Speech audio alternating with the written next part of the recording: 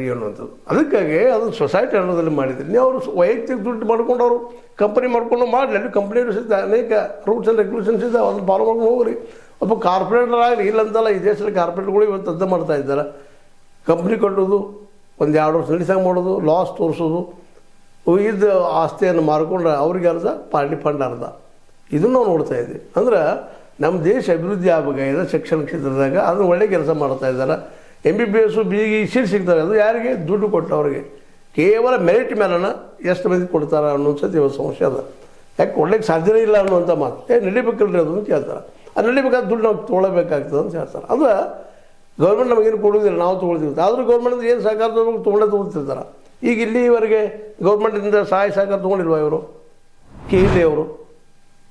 ಯಾಕಂದರೆ ಇದನ್ನು ಸಹಿತ ಇವತ್ತು ನಾವು ಪ್ರಶ್ನೆ ಮಾಡಬೇಕಾಗ್ತದೆ. ಈ ದಿಶೆಯಲ್ಲಿ ಇವತ್ತೇನು ಪ್ರಭಾಕರ್ ಕೋರೆ ಅವರು ಏನದನ್ನು ತಮ್ಮ ಸ್ವಂತ ಆಸ್ತಿಯನ್ನಾಗಿ ಮಾಡ್ಕೊಂಡಿದ್ದಾರೆ, ಅದನ್ನು ಉಳಿದ ಎಲ್ಲ ಸದಸ್ಯರು ಕೇಳಬೇಕು. ಅದನ್ನು ಯಾರೋ ಒಬ್ಬರನ್ನ ಕರೆದು ಕೇಳಿಸೋನು ಮಾಡೋಣ, ಒಯ್ಯಿರಿ ಸರ್ಕಾರಕ್ಕೆ ಒಯ್ಯಿರಿ. ಸಿದ್ದರಾಮಯ್ಯನ ಎನ್ಕ್ವೈರಿ ಮಾಡೋಕ್ಕಿಂತ ಕೋರ್ಟಿಗೆ ಒಯ್ಯಿರಿ.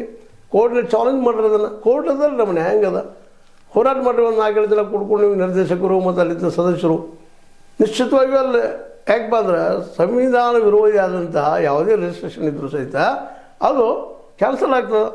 ಅವ್ರು ತಮ್ಮ ಸ್ವಂತ ವ್ಯಕ್ತಿಯ ನೆಲೆಗಟ್ಟಲ್ಲಿ ಏನು ಮಾಡ್ಕೊಂಡಿದ್ದಾರೆ ಅಂತೇಳಿ ಆರೋಪದ ಅವ್ರ ಮೇಲೆ ಅದನ್ನು ಕ್ಯಾನ್ಸಲ್ ಮಾಡಿಸ್ಲಿಕ್ಕೆ ಬರ್ತದೆ.